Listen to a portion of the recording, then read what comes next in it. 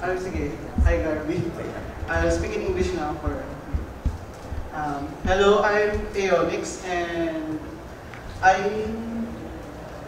I mostly paint nostalgia, or something nostalgic to me. And I'm an illustrator based in Quezon City, or Luzon, and I mostly paint backgrounds that are inspired from the Philippines, or yung backgrounds that are nostalgic to me, that feels nostalgic to me. And of course, this is LRT2 in Cubao, Luzon. Yun. If you ever been there, it's clean naman. Not what they said na siksikan daw po. Well, there are times na the LRT are not really cramped. Oh, yes. Okay. So I'm not gonna make this introduction long. I want us to guys to interact later sa Q&A. So since this is a rare opportunity rin na minsan ko lang kayo ma-meet din since I'm rarely here in Iloilo. Okay. And here's how I started with my art. I took it seriously in 2015, but I'm not gonna show my older works pa. I'm gonna show you the earliest version of what I currently have right now. I mean the backgrounds. I usually paint like this. I first tried something that feels nostalgic to me, but not exactly the. I'm still exploring this time. Like this is the 7-Eleven near us, and something colors like that inspired from Shinkai Makoto. Yeah. You know Shinkai Makoto? Your Name, director Your Name. That's mostly my inspiration that time, and this is where I first painted the backgrounds inspired from PH that feels nostalgic to me, and this is the time where my art got some attention, and which is really nice, and it feels good that more and more Filipino are appreciating my art, and they realize that there's beauty in our everyday life that they, I mean, there's something when you see things that, pwede mo Tagalog na? Sige. Ay, parang when you see things almost every day, it becomes very mundane or parang nakakasawa na. I want Filipino to see it in a different light. You can still see beauty in it. And I really love 5 p.m. lights where everything is dramatic, parang ako. Pero lahat mga artist madrama, di ba? May konting drama. Mas madrama lang siguro ako. Pero yun, this one is from Quezon City. Actually, lahat from Quezon City. And everything, I try to apply the 5 p.m. light where the shadows are long and everything is almost dramatic talaga. It's beautiful. Then, 2018-2019, this is where I continued drawing paintings inspired from the Philippine scenery since I knew I love doing it, and I saw that more and more Filipino are actually appreciating it. So I created more of it, and this is where I created the comic as well, entitled Know You Well. Untold feelings, sunda ko talaga tayo.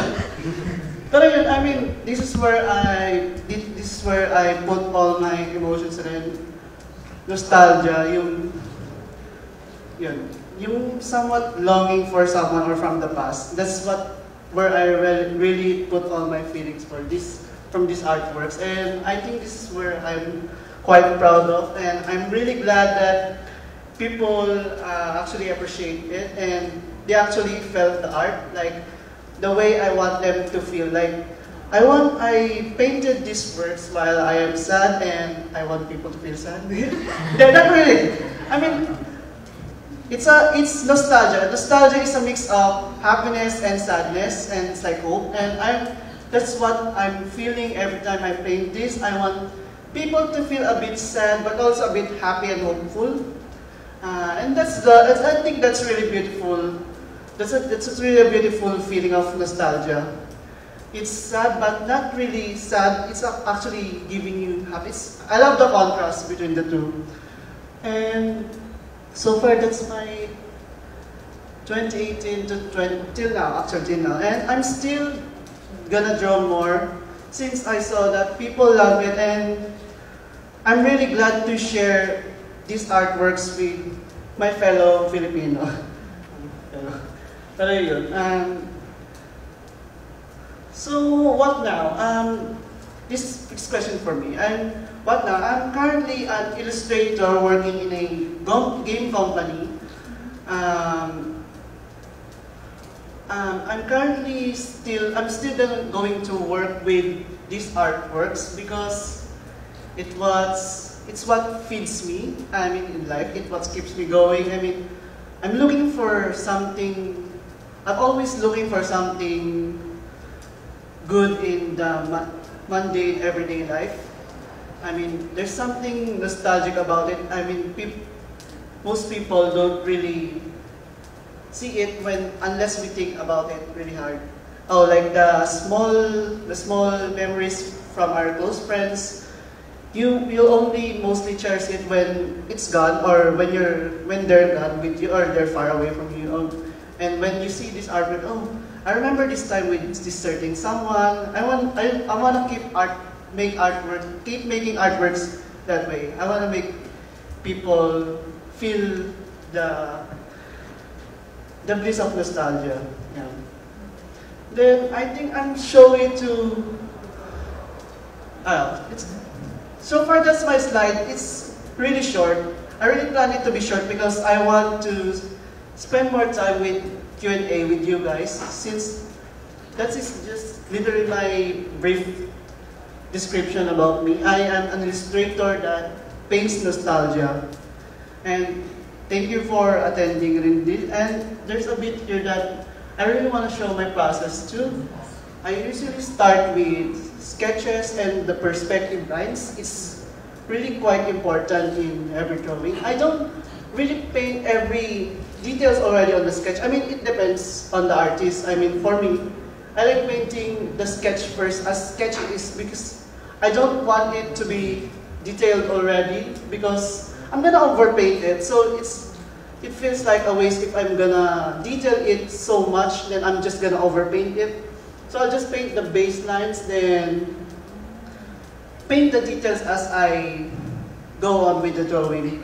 And what's important here is you should know the layering of the layers. Like this one should go on top since he is the most near to you.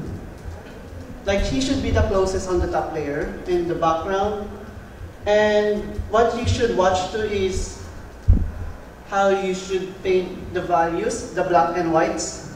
Because like in values, the farther object, the less the contrast of an object should be. And the closest object has the most contrast or darkest, the closest to you. I'm sorry, are you, nagigets niyo ba yung sinasabi? Okay na? Oh, sige. Pero ayun, medyo tamad din ako actually. Because this ceiling here is actually, I painted it with a singular like that and duplicate it from that. Since it's just one point perspective, you could just what do you call that? You could just parang dayain mo. Hindi, like you're making ways to make your job easier. You're finding ways in video. Hindi, corny ko. Pero yun, I mean, but you'll analyze, the same with the ceiling there, you'll just look for an object that exactly looks the same in the background and you just duplicate it, and it should connect if you get the perspective right. Like this one here, it's just one point perspective, so it should connect on the same line like here. So you could just make a single one and duplicate the hell out of it, and then connect eventually. It's amazing when you're drawing like this. So far, that is my process, and I hope you guys learn something, and we'll go on with the Q&A na lang. Thank you so much for attending it talaga. Lalo yung sa malalayang lugar dito. Yung, like, dali pa siyang Negros. I really appreciate yung pagpunta nyo dito. May question and answer po ba yun? Like, pwede na tayo parang mag-usap na lang rin. Ganun. Okay. Okay. Sorry, good afternoon. Hello. Hello, Aeonix. hello. I'll be your facilitator or host for your panel. My name is Cookie. Hi, Cookie. Nice to meet you. Yes, nice to meet you too. Don't worry, you're gonna see me later hosting downstairs. Oh, sure. Okay. Alright. Okay, everybody. Since that was a wonderful presentation for Aeonix, can we have another big hand for Aeonix? And also thank you so much for coming to Iloilo. Oh, yes, thank you so much. Thank you so much. Alrighty, so ladies and gentlemen, the Q&A panel is now open. So if you have any questions or you want, or if you are, or you are curious of the process of Aeonix and how he creates those paintings, the mic is open for everybody to what? Sige na, please don't be shy. I mean, it's quite rare for us to get together like this. Oh, hello, Barry. Hello. Hello. I have more of a comment than a question. Sure. I just have to say that these paintings and your art, I feel the emotion that you're trying to relay to people. I feel nostalgia when I look at these pictures. Oh, thank you so much. I think it's really amazing that you could express yourself in a way that allows us to feel like we're a part of your emotions. So I just wanted to thank you. Thank you very much, sir. Thank you. Any more questions? Sige curiosity. Sige lang. Like the emotions on the paintings. Ano pong software yung ginamit? Okay. I use Photoshop. Photoshop. Okay, yun lang.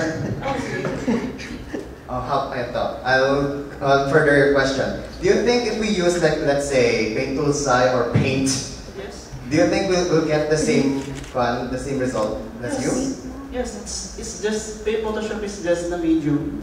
And you can still express it naman, although you do it more easier sa Photoshop, but it's still achievable sa Paint Toolsai. Okay. Any more questions? The floor is open. Anyone can ask Aeonix. Yeah, I saw the process that you showed earlier. I was actually going to ask this question: like, if you do this with a reference picture, or is it just all like you look at it, you look at something, and like you just remember how it looks like? Actually, I always have a reference on when I paint my works because I can't paint what I don't know, and I don't have a photographic memory. But like, are you the ones taking the picture as well? Huh? Are you the ones Are you the person also taking the picture? Yes, it's to avoid copyright. Oh, okay, that's smart. Since it's the picture I took, and it's a public place, I only change the branding, like if there ever brand on it. I know this. That's pretty cool. Oh, thank you. Ayun, about din sa question niya, always use reference when you need it. It's like, when you don't know something, paint something as much as you can hanggang sa hindi mo na kailangan ng reference. That's a good way to improve in art. Any more questions? Here's the question. How long does it take you to make these paintings? Depende sa mood ko. Pero pag sobrang yung sobrang malungkot that's pa siya 8 to 12 hours may get. Longest is 15 hours. Pero sa different days, like 3 different days, 2 different days. So that means when you're sad, it's 8 hours, or 8 hours to 10. Again. Depende. 8 hours to 12, oh, sorry. Yes. Or if you're happy or into it, 15. I'm never happy. No wonder your characters are not happy. They're always like this. Any more questions? Hi, Briggs. What's up, Briggs? I saw from your works there are multiple perspectives. How do you manage them to get together to, as in, make the character the main point of the perspective there? Because I saw there's multiple perspectives. Or in other words, how to make the character pop from the picture. Actually, it's medyo sakit ko rin yun na minsan mas detailed yung background quest card. But if you want to make your character pop out, you should make the character the most detailed in your illustration. Then the background is parang brush strokes na lang yung background. Like siguro yung mapapakita ko. I'll find something. Don't worry, take your time.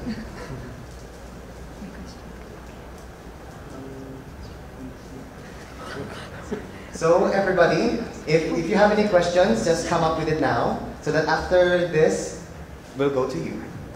Like this one, kaso ang dilim mo. Pwede pa patay ilaw sa dilim. Para just you guys have already, lalo sa mga nagpipaint. This one, sila sa picture na to, ang pinaka-detailed actually is silang dalawa, like from the hands. Although simplified pa rin, pero yung pagdating sa background, if you can see the other people, their faces isn't much detailed or parang parang background na lang talaga sila. And the buildings, they look detailed from far, but when you zoom in, they're actually simplified na rin. Like to yung mga poste, the post, simplified na sila. Compared din sa mga objects nandito sa bandang front. That's one way to make your character pop. And also, when you're gonna add lighting, try to add lighting na rin sa kanila, then make the background have less contrast compared to them. Like yung colors yung pag black and white, mas malakas yung difference ng white and black. Then pag mas malayo yung object nila, mas lighter yung blacks nila. Compared sa blacks na nandito sa foreground. Or ng character. Any more questions? Okay, lights please. Thank you. Okay, no questions? Sige. Sige. Oh, go! He doesn't bite me. May advice po kayo sa mga nagsastart parang mag-draw ng mga backgrounds. Tapos sa mga artists na hindi po sila nag-draw ng backgrounds. Tsaka yung may yung mga settings po, yung mga overlay, multiply, yung pinaka-ginagamit ko. Okay. I think, when you start background, I really suggest study perspective talaga muna. It's really hard talaga to learn sa una, but you get used to it. Like, nag-struggle naman tayo sa una pag dilang ka lang. But yun, it takes rin talaga yung konting sipag kasi, pero it's really rewarding in the end. You study perspective first, then values yung black and whites. Yung the closer the object, the darker the blacks. And the farther the objects is, the lighter the blacks. I think sana pakita ko siya. Sige. I think, pwede lights close ulit. Mag-open ako. Ay! Check ko lang.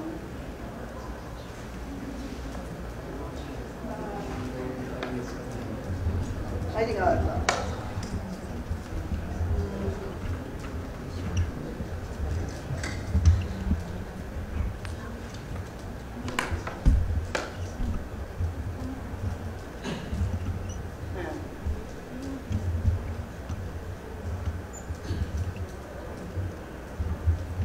ewan ba't nagpapak siya ngayon. Pero sige. Yan, pag sa black and white, because sa backgrounds. So, backgrounds din kasi, kung papansin niyo ito yung values yung tawag, yung black and whites. Kapag sa value, usually kapag backgrounds na, the parts on the back of the character, mas less na yung blacks yung black value, yung pagka-darkness ng background compare nung nasa harap. Kung papansin yung whole picture, kung i-intense pa natin yung values nito, like this one here, tataasan pa natin.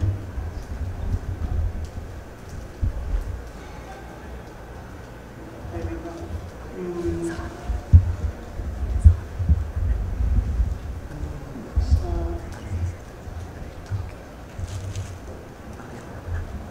intense pa natin yung values na ito.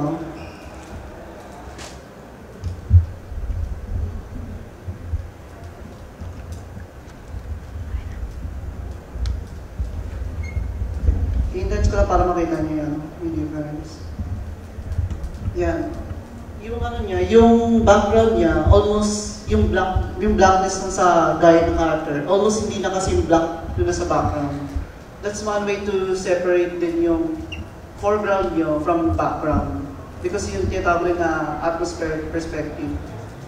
Then yung, sa pagdating yung sa color, I usually use multiply. Like, let's see kung may PSD ako dito. Pero usually multiply kung i-change ko yung lighting ng object. Like yung, pag when I paint din kasi, I start with plain light lang talaga. Like walang color ng sky. Then, once I decided what color of the sky or setting, I pick the color of the sky, like this one here, yung yellow. Then, I use multiply to, with that color, pick the color, pick that, then multiply dun sa object na yun para ma-set yung values doon. Then, adjust na lang rin sa levels. Then, yung, kaya kailangan yung black and white para i-adjust mo yung darkness or yung lightness ng background. I'm sorry. Medyo nagets ba? Sorry. Pero yun, any more question pa yun? Lights, please. Hi, Aeonix. You said that you're an artist primarily for nostalgia, so we're just wondering at the back how you came up with the feeling of nostalgia through your color palette or brush settings or lighting? Because like we're sure it took you some time to find that nostalgic feeling. I mean, I always had that feeling since, I guess it's always been with me since bata pa ako. Since, pero mas naging intense siya nung college na ako. Kasi when I was a kid, usually dinadala ko ng lola ko or ng mama ko or ng tita ko sa mga palengke, sa MRT. Then parang medyo nostalgic, memorable yun sa akin. Then going to those places again as an adult, dun pa mas yung nostalgia. Oh, I've been here before. And I suddenly feelings of nostalgia. Yung, I miss my grandma, I miss my mom, I miss my friends. That's the feeling that feeling keep, parang yun yung biglang bumalik-balik sa akin nung simula nung naging college ako. Then, until now, it still feeds me on doing art. Parang it's natural, it depends on the person rin. Noong bata ka, sa ilang mo nagdaksanay. Any more questions? Here's a weird question. When painting these drawings, since you need to be... Okay, Caesar, continue. Are you done? Okay. Alright. Okay, it took you that long to be sad because... To be sad, sorry. To create those drawings. Because while I was sitting down, you said, when I'm sad, I'm able to create this for like 8 to 10. And I was like, to be sad. So now the weird question is, how do you become sad to create those drawings? Oh, I just think of the past that it didn't work. I mean, I just think of the sad memories that also good because, okay, I'm not really sad, but I like feeling sad in a way because I'm generally content and satisfied with my life. I mean, I'm generally happy naman. And feeding myself with sadness actually gives me contrast. And it's not bad to feel sad once in a while because when you're always happy, you'll feel the joy of or the feeling of happiness more when you felt sadness first. So, parang that's the feeling I like. I want to feel sadness first to feel the joy of happiness after. That's why I feed myself with sadness, like I'll think of the relationships that didn't work, my long lost friends, the past memories or the past events that happened, or the past happy moments that happened in my life. I think of them most of the time to keep me drawing this. Okay. Yeah. Alright, so everybody, if Aeonix posts anything on Facebook, a sad face nyo ha. To feed his heart. Sad react, please. And also, Aeonix, let's save it. Okay, after this, one more question, and after that, we're gonna wrap this up. Okay. Let's say after CONQuest, I mean, you're gonna go back to Quezon. Eh? Will you feel sad? Of course, I miss Iloilo. Are you gonna make a drawing out of that sadness? Yes, I'll make an artwork. Really? I'll try if I have that time. Okay, good. They're gonna make sure without me. Okay, good. I'll take you up on that. Here's a contract. Okay. Alrighty.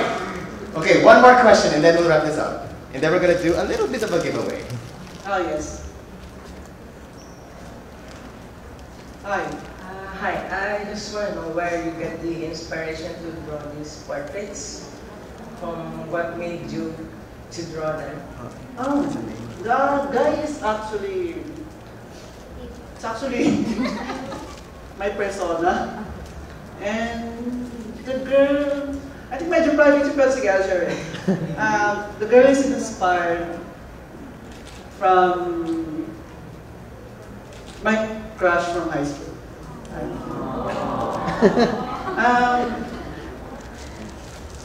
So, siguro sa akin lang to kasi it's part of the story ng comic or manga. So far, we didn't work out. Kaya, although mukhang sila together na, pero wala pa kasi end ng story. Pero I'll still see from my emotions if I'll make it a happy ending or a sad ending. Depends on me na lang. Parang it's a mix of fantasy na rin inspired from real life. Okay, that's all? Alrighty, wonderful. So that's the panel, everybody. Thank you very much. Okay. I have something for you guys pala. You do? Yes. I made drinks. Okay, but before that, so after this, we're going to have a giveaway. We're going to have a group picture with Aeonix, and after that, we're gonna give them a big hug. It's okay? Thank you. Okay. It's for Sanasip. When you asked that question, you were like, the past. It didn't work. Move on na lang. I know, and it's okay.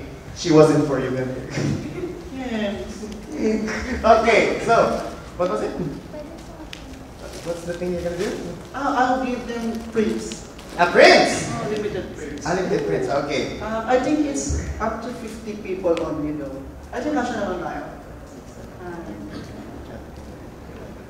Actually, you guys can come naman here na lang. Oh, everybody, line up and get your food. Okay. Thank you. Does that include the photographers too? Thank you so much. Thank you so. Thank you. Thank you, Mas. Thank you.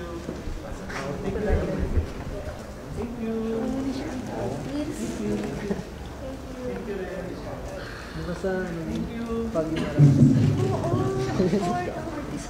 you.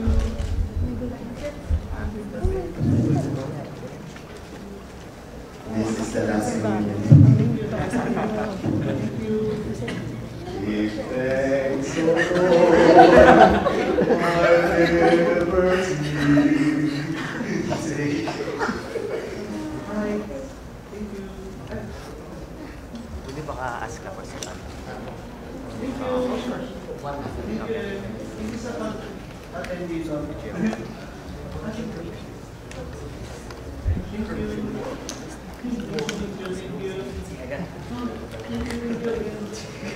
Thank you.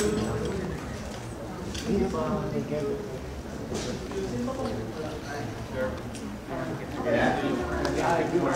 There's some people who want to Thank you.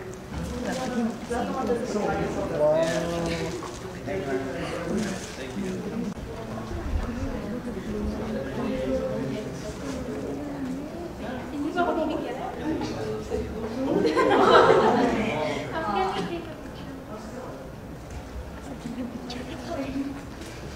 Can you feel the love tonight?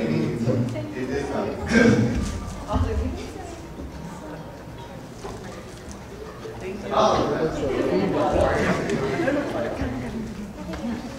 Don't be shy, everybody.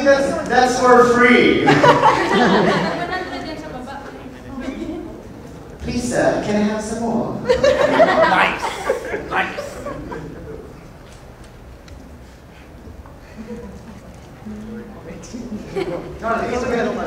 Me too? Oh, thank you. Take a cookie. I can still service.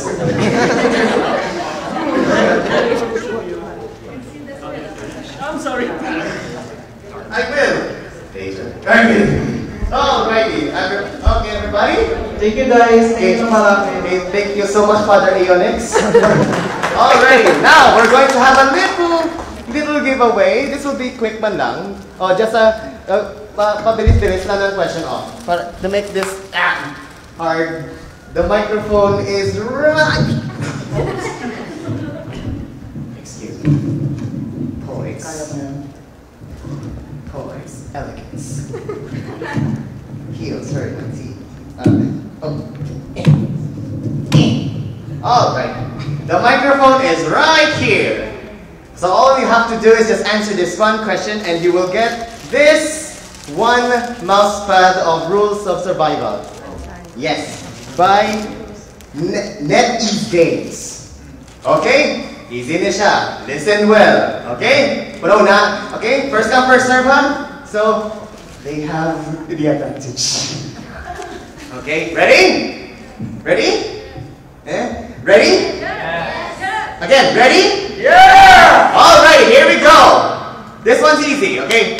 What is the emotion that Aeonix used for his drawings? Sad. Additional question. How long does it take for him to create the painting when he's sad? 8 to 10 hours. Very good! The most important one. Alrighty, and also, sorry, okay, you can redeem this in the Nexus booth downstairs. Okay? Alrighty. So all you have to do is just give us your name. And then you can redeem it downstairs. All right? Okay. Alrighty. So and that's the panel of Aeonix, everybody. Thank you so much. And please come forward. We're going to have a group picture with Aeonix. Come on.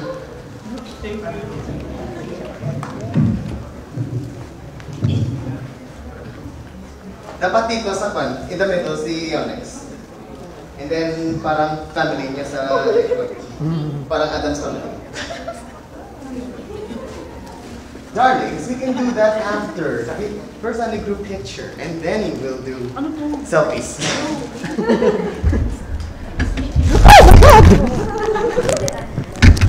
It's okay, it's someone's camera, it's not even mine.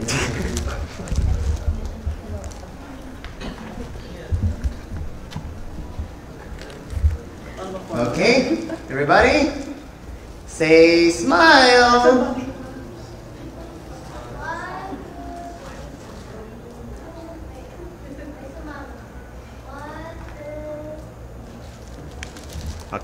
All, Waki, ready? Alrighty, one big hug for Aeonix. Hindi ka mo mag-hug? Hug na! To make him feel better. Seriously, I'm very serious. I-hug siya natin. Para may one group hug. Take a picture.